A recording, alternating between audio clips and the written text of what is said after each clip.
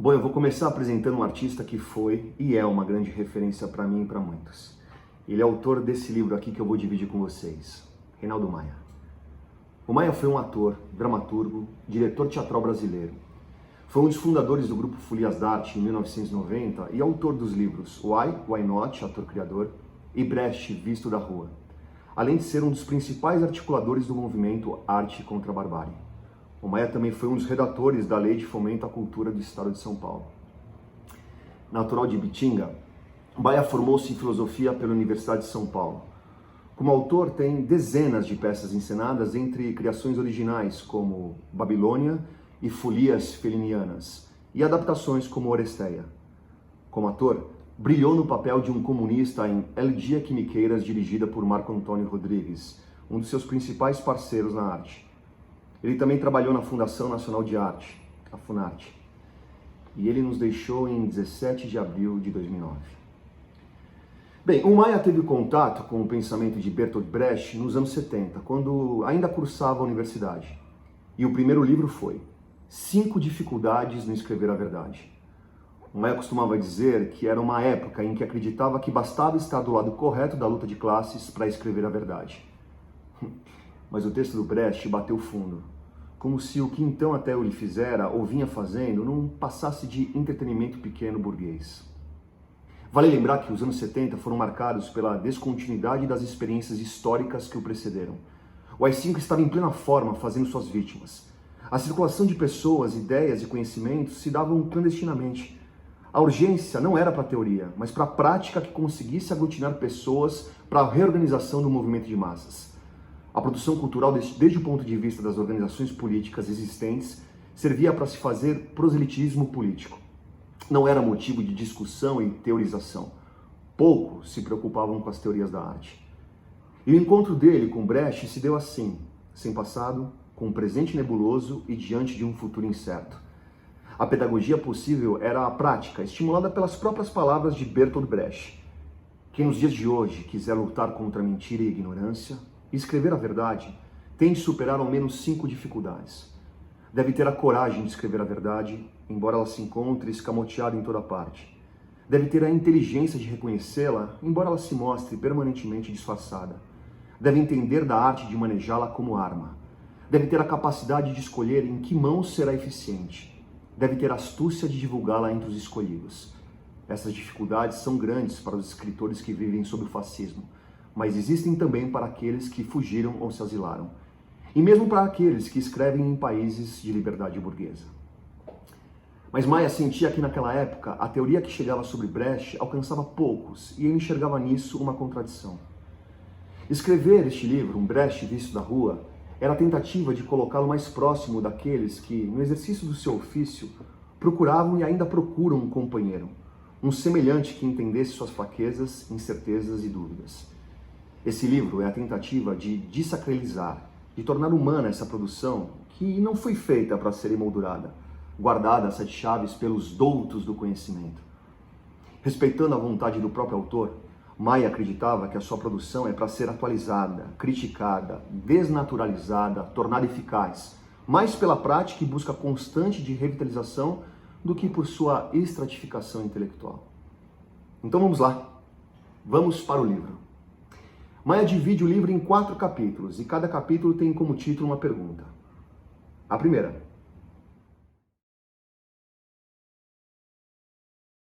eu tive o privilégio de ter o Maia como um grande parceiro e mestre, e revisitar esse livro foi como se eu estivesse escutando a sua voz falando comigo. E ele sempre dizia que foi-se o tempo que para se fazer teatro era necessário somente o dom, alguma astúcia, perspicácia, boa voz, um corpo atlético e alguma informação, ou melhor, uma formação generalista, daquelas que se adquire com alguns caracteres ou vídeos curtos nas redes sociais. Mas quando Brecht produziu seus escritos, ele tinha em mente desvendar os caminhos que deveriam ser percorridos pelos criadores, fazedores de teatro, para dar em conta da complexidade que adquiriu a vida social, política e cultural no seu tempo. Muitos denominam esses conjuntos de escritos como método, e assim é denominado o último livro de Frederick Jameson, O Método Brecht. Maia discordava do uso da palavra método. Aliás, um adendo, do ponto de vista da interpretação e da encenação, não existe um ou um método. cada um de nós, com o acúmulo de nossas experiências, vai desenvolvendo o seu próprio método. Tomar o conjunto de seus escritos como método deixa uma impressão de que, ao escrevê-lo, Brecht tinha a intenção de produzir um receituário a ser seguido para se alcançar um resultado previsto e constante. Assim, seus escritos teriam, de alguma forma, dado ao teatro o caráter de ciência, de uma exatidão que o retiraria da área da estética.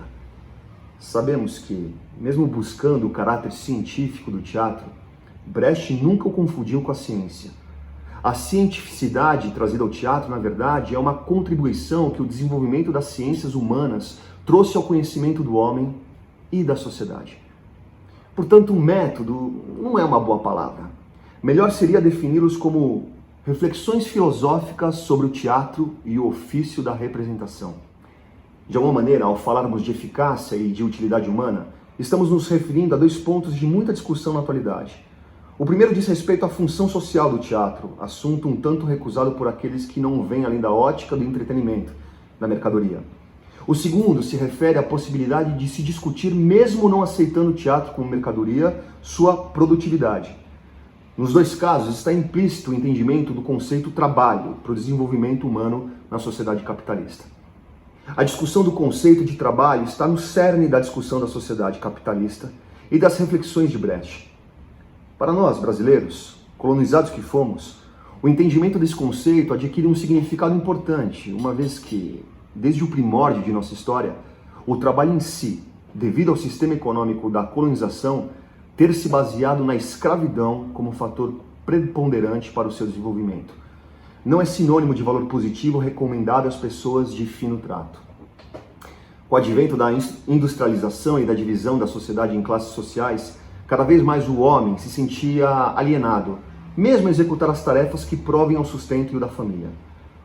Encontramo-nos diante de um ser que não mais se reconhece como o construtor de sua história e de sua vida, distante e alienado das suas potencialidades criativas, transformado em mero produtor de mercadorias e coisas que, na maioria das vezes, sequer pode possuí-las, mesmo para suprir as exigências dos níveis elementares de sobrevivência e de reprodução da sua força de trabalho. Brecht, no poema Hollywood, dá uma ideia do que teve que fazer para garantir sua sobrevivência quando no seu exílio nos Estados Unidos. Para ganhar o pão, cada manhã vou ao mercado onde se compram mentiras. Cheio de esperança, ponho-me na fila dos vendedores. A primeira batalha a ser travada para a realização de um teatro que corresponde à sua época foi a necessidade de enfrentar a questão da alienação. Ou melhor, propor um conteúdo e uma forma que ajudasse na conscientização do homem e do criador, fazedor de teatro, sobre a sua condição histórica. Tornava-se necessário tornar o trabalho produtivo, uma maneira de possibilitar ao homem se reconhecer e reconhecer o outro, tornando-o livre e criativo. A formação do ator, alienado de seu instrumento de trabalho e do resultado de seu esforço produtivo, já que, como cidadão trabalhador, faz parte da sociedade onde vive, não incluiu os instrumentos de reflexão e crítica necessários à desalienação e ao entendimento do mundo à sua volta. A sua produtividade resumia-se a oferir, ao final de cada apresentação, os aplausos à sua performance e os resultados econômicos do seu trabalho, mas não a compreender e buscar a eficiência e utilidade humana do seu trabalho. Encontrava-se expropriado do valor de uso da sua criação, preso à exigência de produzir mercadoria, isso é, dar lucro, de produzir mais alienação. A superação dessa situação em que se encontrava e se encontra, o teatro só pode se dar através do surgimento de uma nova dramaturgia e de um novo ator. Novo ator que surgirá a partir do momento em que se conscientizar que, para a realização do seu trabalho, torna-se necessário adquirir conhecimentos científicos que vão além da mera aquisição de técnicas e truques do seu ofício, mas o que o capacitem a olhar criticamente a realidade à sua volta e a si próprio, assim como entender as relações que estabelece com o outro. Conhecimentos que o levarão a um desenvolvimento livre de suas energias físicas e espirituais e a revitalização de seu corpo e de sua criatividade. Assim, os escritos de Brecht não se resumem a um receituário dirigido e fechado a um método para fazer o teatral, mas a criação de novos parâmetros, que a partir do microcosmos do ofício teatral são tomados como fundamentais para a criação de um novo homem, necessária à transformação e consolidação de uma nova sociedade. Focando as suas reflexões filosóficas para o teatro, Brecht pretende dialogar não só com os homens de teatro, mas com as questões fundamentais da política de sua época. Essa talvez seja a grande revolução de sua teoria. Sua ambição não se restringe a criar um método para o ofício teatral, mas uma reflexão sobre a constituição do novo homem para uma nova sociedade. Não há separação entre a estética e a ética. Nesse sentido, a sua ambição é de restituir à arte e ao pensador a função social que já tivera na Grécia. Para Platão ainda, a limitação do conteúdo de verdade da poesia homérica acarreta imediatamente uma diminuição no seu valor. A arte tem um poder ilimitado de conversão espiritual. Só ela possui ao mesmo tempo a validade universal e a plenitude imediata e viva, que são as condições mais importantes da ação educativa. Daqui resulta que a poesia tem vantagem sobre qualquer ensino intelectual e verdade racional, assim como sobre as meras experiências acidentais da vida do indivíduo. Essa é a nova produtividade que Brecht quer devolver ao teatro e ao trabalho em geral.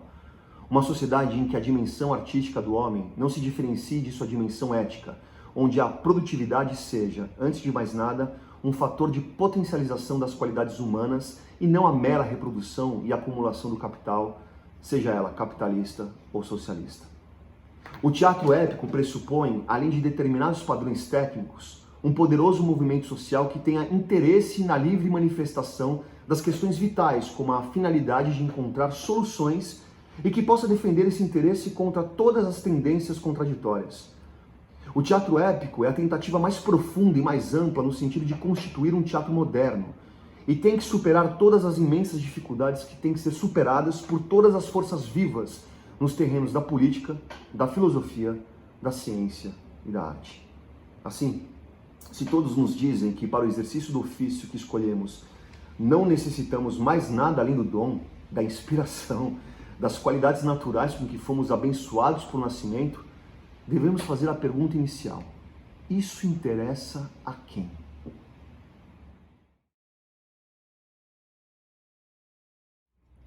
A questão colocada para Brecht era: como sintonizar o teatro com a realidade do seu tempo?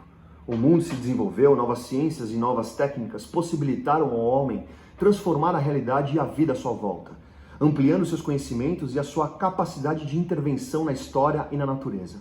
Mas o teatro continuava ainda fechado entre as quatro paredes do edifício, a ignorar os avanços conseguidos no teatro de todos os dias do mundo da história. Como levantar essa cortina? Como substituir a identificação, manter a diversão e proporcionar o conhecimento? O próprio Brecht dá a dica.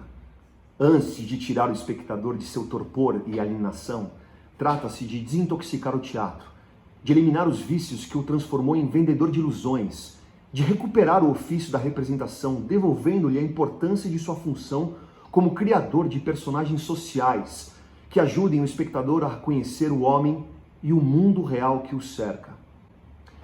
Para produzir uma mudança tão grande, teria que modificar a índole da comunicação estabelecida entre a cena e o espectador no novo exercício da arte teatral. A identificação perderia sua posição dominante. Produz, em troca, o efeito de distanciamento, que é também um efeito artístico que conduz à vivência teatral. Trata-se de reproduzir em cena os acontecimentos da vida real para que seja justamente sua causalidade o que se destaque no interesse do espectador. Essa arte também produz emoções, porque o domínio da realidade, possibilitada por essa exposição dos acontecimentos, traduz-se para o espectador em emoção. O distanciamento é um meio artístico muito antigo, utilizado já nas comédias em determinados modos da arte popular e na prática do teatro asiático. O seu objetivo é tornar o passado como objeto de estudo para fundamentar o seu presente e possibilitar que se anteveja um futuro para o fazer teatral, que acredita ser um instrumento importante para a desalienação do ser humano.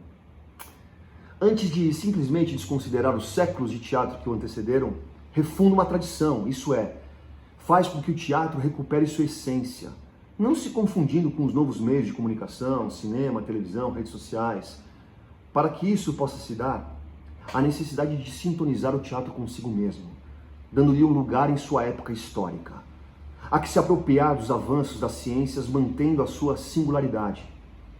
Para reforçar o novo teatro ou o novo ator, não surge da negação do homem e do teatro, e sim da compreensão do salto qualitativo que o homem deu em sua caminhada histórica, em diferentes áreas do conhecimento, mas que ainda não conseguiu introduzir, trazer para sua vida cotidiana, para sua prática diária. O que pretende é criar uma ponte que ajude a ultrapassar o abismo que separa as conquistas científicas e tecnológicas da vida como ela é. Se descobrirmos que a vida e o homem podem ser transformados, que as verdades são relativas e tudo se move por contradições e não pela simples determinação do destino, por que ainda continuar fazendo um teatro onde o que importa são os sentimentos e as paixões dos personagens, que são, em si, tão transformáveis e efêmeros como os seres que os interpretam? Não será melhor divertir-se compreendendo os mecanismos que levam os seres a agirem assim, ou assado? Não é para o ator mais importante revelar, mostrar ao espectador o funcionamento do mundo do que hipnotizar o espectador, vendendo-lhe ilusões? Onde está a sua maior eficiência e produtividade? O novo teatro se volta ao homem social, porque o homem se fez um social com sua técnica, sua ciência e sua política. O indivíduo se compreende como ser social que constrói a si e a história. Ele não é mais fruto de uma realidade mágica dominada por destinos ditados por deuses bondosos ou malignos, mas resultado de suas ações no desenrolar dos acontecimentos históricos sociais. Daí a impossibilidade de se continuar usando a poética de Aristóteles. Diante da nova realidade proposta pelo avanço das ciências, somos fruto de uma construção histórica, tenhamos ou não consciência disso.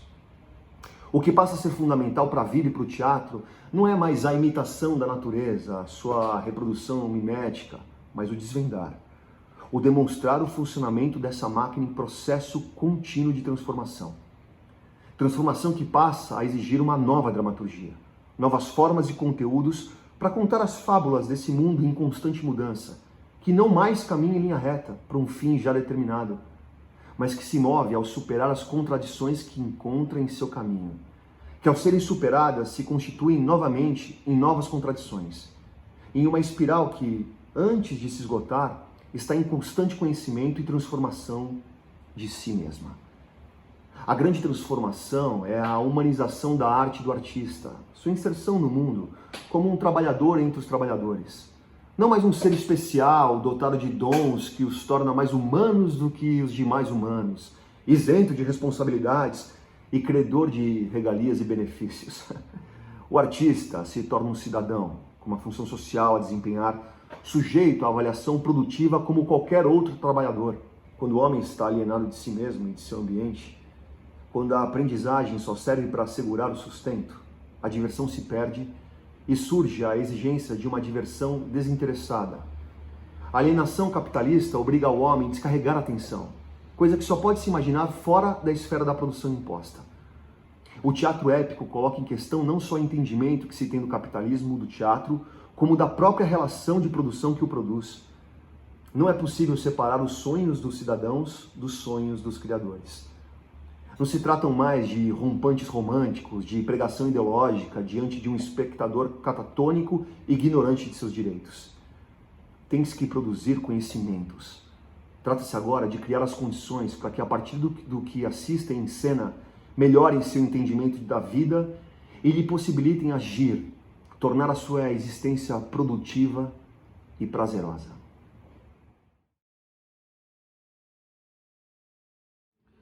No capítulo anterior, Brecht indica as modificações a serem realizadas na forma dramática para que ela se torne épica. Inicia por reconhecer com humildade a nossa ignorância em relação ao tamanho da empreitada a ser realizada. Esse é o primeiro passo importante, no sentido de superar essa carência de um pensamento que se coloca em oposição às vozes hegemônicas atuais, que querem reduzir o fazer teatral a mero produto de consumo, sem função social, fadado somente a entreter o espectador. Para evitar essa inconsciência ou alienação sobre as coisas da vida, torna-se necessário enfrentar a tarefa de trazer ao conhecimento as contradições a serem superadas, a um maior número de interessados para se realizar um teatro que esteja mais próximo dos interesses e necessidades de uma sociedade excludente e injusta. Uma grande parte da responsabilidade desse novo teatro, o épico, está depositada nas mãos dos atores. É lógico que os dramaturgos, os encenadores, os músicos têm responsabilidades e tarefas a executar para criar o teatro épico.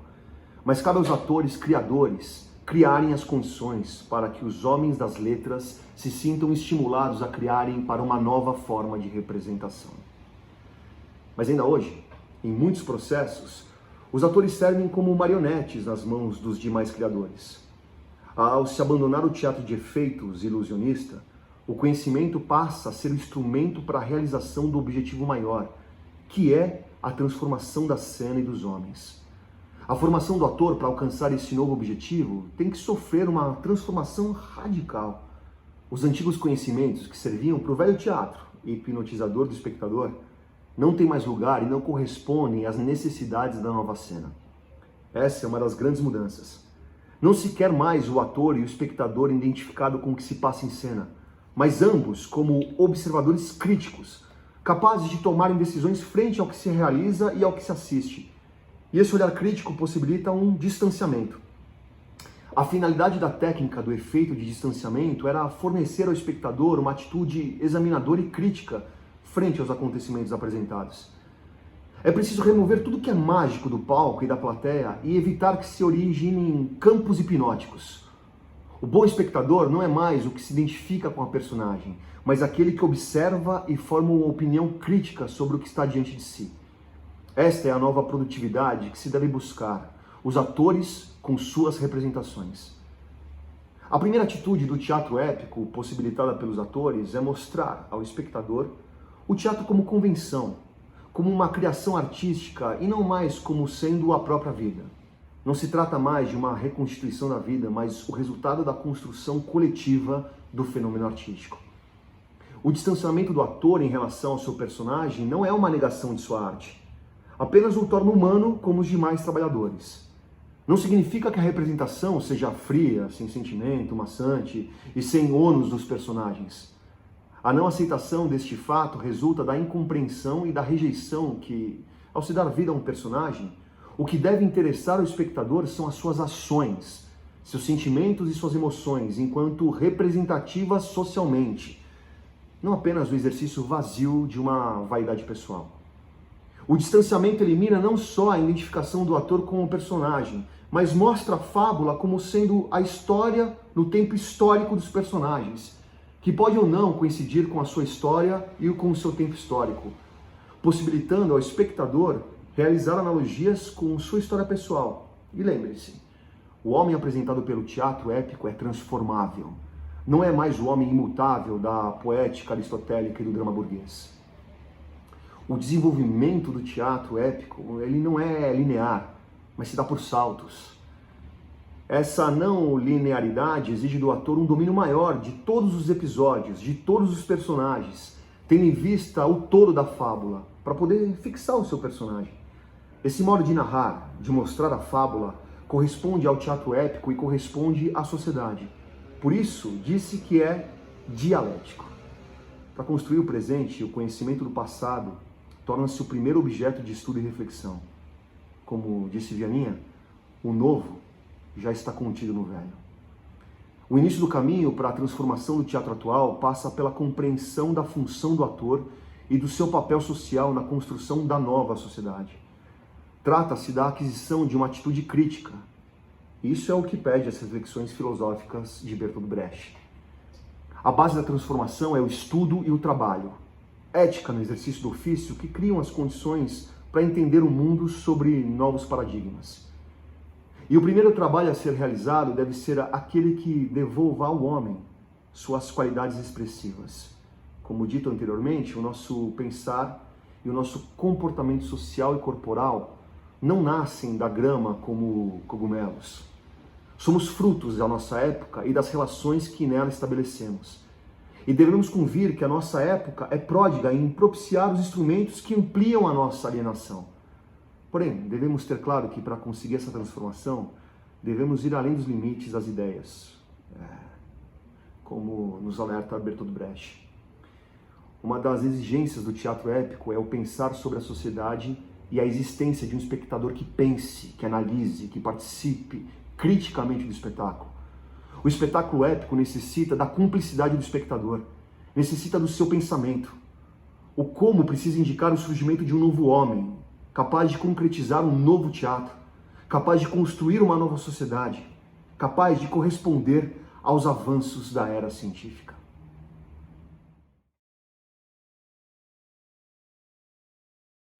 Para quem se dirigem essas reflexões? Para os puros de coração? Para os fanáticos políticos? Para os utópicos? Brecht diria que para nenhum desses, já que suas reflexões têm como primeira exigência o criador crítico consciente de seu papel e do teatro na sociedade em que vive. Como dito anteriormente, não se trata de uma profissão de fé, nem de se adotar um teatro à la Brecht, mas uma revolução do ofício para que ele volte a exercer o seu papel social. Assusta quando se diz que para se realizar uma transformação em nossas vidas, se tenha que optar, escolher entre as alternativas disponíveis. Não é diferente das decisões que temos que tomar e que tem que tomar o cidadão e o ator criador frente aos personagens, que tem que inventar e construir. A quem se dirige esse escrito? Em um país onde, infelizmente ainda, o grau de escolaridade de cada cidadão está intimamente ligado à sua origem ou classe social, podemos deduzir que uma grande parte daqueles que se dedicam à produção cultural saem das classes que têm poder econômico. Se não saem, isso é, se conseguem sobreviver ao funil da exclusão social e alcançam algum espaço nesse meio, estão formados e informados pela ideologia que exerce a hegemonia cultural. As exceções confirmam a regra. Desse modo, é uma utopia querer que abandonem privilégios em troca de alguma coisa que não se sabem bem a que pode levar. No entanto, se acreditamos que as classes sociais excluídas do saber e do poder detêm uma cultura, há que se modificar radicalmente essa perspectiva pessimista, dando a ela também a responsabilidade de criar os bens simbólicos que correspondam às suas necessidades históricas. Há que se mostrar um caminho diferente dos conhecidos e dados como únicos, que possa conduzi-la a criar seu teatro. Também nesse sentido, tem que se ter em consideração que o caminho é cheio de contradições. O novo teatro se volta para o homem social. O tipo individual e suas maneiras de proceder se desnudam de tal modo que caem à vista dos motores sociais, pois a intervenção no destino só é possível se dominam ditos motores. O indivíduo segue sendo indivíduo, porém se converte em fenômeno social. Suas paixões se convertem em assuntos sociais. O mesmo acontece com o seu destino. A posição do indivíduo na sociedade perde seu caráter natural e se converte em centro de interesse. O efeito de distanciamento é uma medida social. Sem a compreensão histórica possibilitada pelo materialismo dialético, o ator-criador não tem os instrumentos que o capacitam ao teatro épico. Sem entender o papel, a posição do cidadão diante da luta de classes que se desenvolve na sociedade, fica impossibilitado de ter uma posição crítica.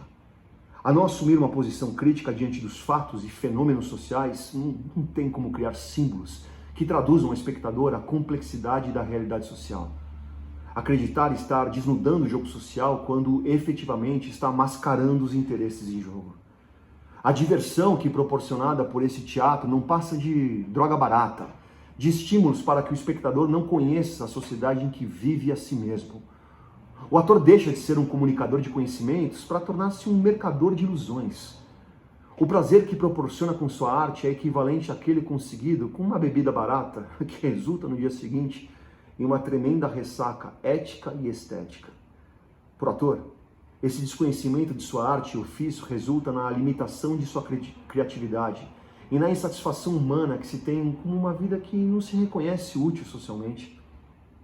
Passamos nossa vida em um mundo perigoso. O nível de nossa civilização é tal que a humanidade possuiria já todos os meios para ser extremamente rica. Porém, em geral, ainda padece o flagelo da pobreza e da desigualdade.